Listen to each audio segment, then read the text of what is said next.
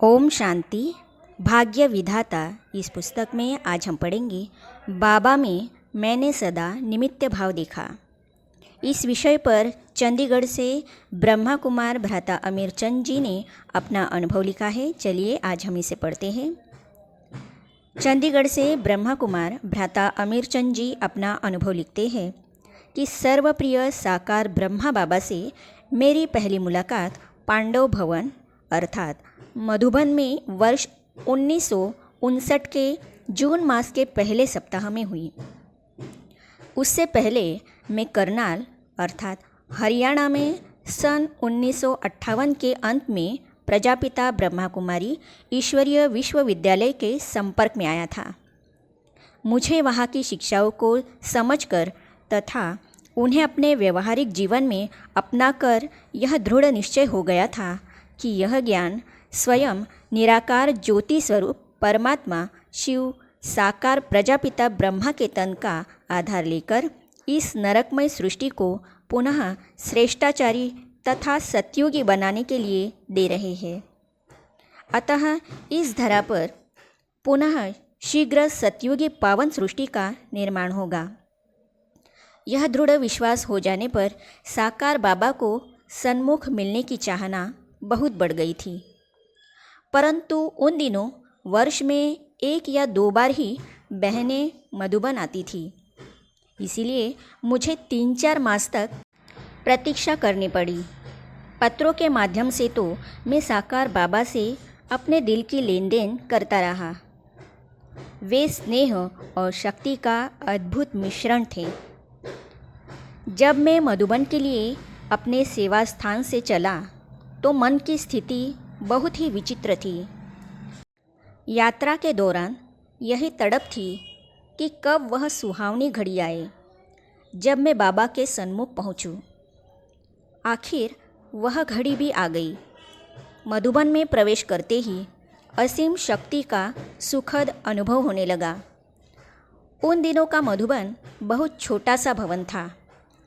स्नान आदि करके हम सभी प्यारे बाबा के कमरे की ओर बढ़े। कमरे में प्रवेश करते ही हमने देखा कि बाबा 2-3 बहन भाइयों से मुलाकात कर रहे थे। स्नेह का सागर उमड़ रहा था। बहन भाइयों के नयनों में तो स्नेह की धारा बह रही थी। बाबा के नयन भी गीले दिखाई दिए। हम उनके पीछे बैठ गए। उनसे मिलने के बाद जब बाबा की दृष्टि हम बच्चों पर पड़ी तो मुझे लगा कि मेरे शरीर में एक बहुत शक्तिशाली करंट का प्रवाह बहने लगा है। शक्तिशाली अनुभूति कराने के बाद बाबा के नयनों से असीम स्नेह का आभास होने लगा। कानों में जैसे कोई बहुत धीरे से मधुरता से कह रहा हो, मीठे बच्चे आराम से पहुंच गए, आओ बच्चे, आओ बच्चे।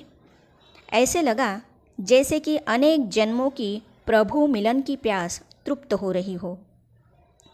पल बीतते जा रहे थे, परंतु मेरे लिए स्वयं को रोकना कठिन होता जा रहा था। मुझे पता ही नहीं चला कि मैं अपने स्थान से कब उठा और बाबा की गोद में समा गया। स्नेह और शक्ति का अद्भुत मिश्रण था। बाबा का शरीर अति कोमल लेकिन उसके चारों ओर लाइट ही लाइट दिखाई पड़ रही थी। देह का भान समाप्त हो गया था। कुछ समय के बाद बाबा ने बहुत ही दुलार से मेरे सिर पर हाथ फेरते हुए मुझे सचेत किया। नयन गीले, शरीर हल्का, आत्मा आत्मविश्वास रूपी शक्ति से ओतप्रोत थी। बाप का घर सो बच्चों का घर। पहली बार मुझे 6-7 दिन बाबा के संग मधुबन में रहने का सुअवसर मिला। बहुत ही छोटा परिवार था। सारा दिन मम्मा बाबा के संग ही बीतता था। कई बार भोजन भी बाबा के साथ करते थे।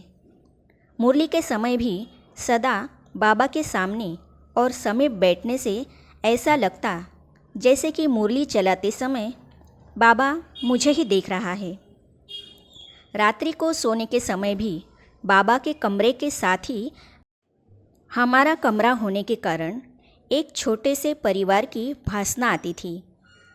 आखिर लौटने का समय आ गया। मन की स्थिति बदलने लगी। मन लौटने को तैयार नहीं था। ईश्वरीय सुखों को त्याग कर कौन पुरानी दुनिया में जाना चाहेगा।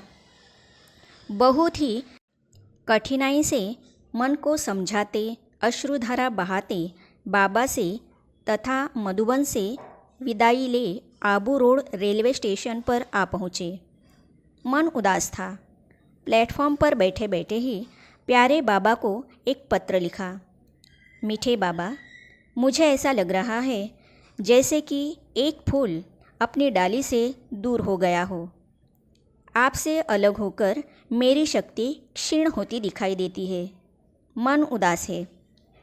अपने सेवा स्थान पर लौटने के कुछ ही दिनों के बाद बाबा का पत्र आ गया। बहुत प्यार से बाबा ने लिखा, नूरे रतन अमीरचंद, बच्चे का पत्र पाया। यह फूल डाली से नहीं टूटा है।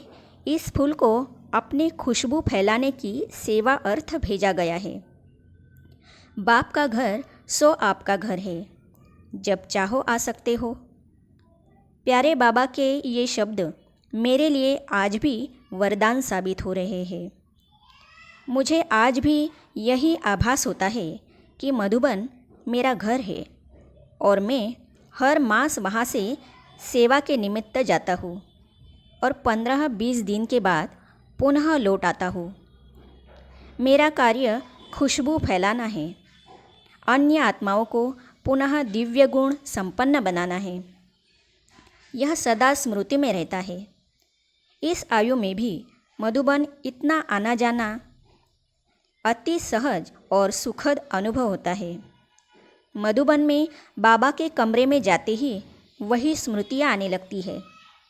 बाबा की आवाज़ कानों में धीमे धीमे यही बार बार कहती है, आओ बच्चे, आओ बच्चे, मीठे बच्चे, आराम से पहुंच गए।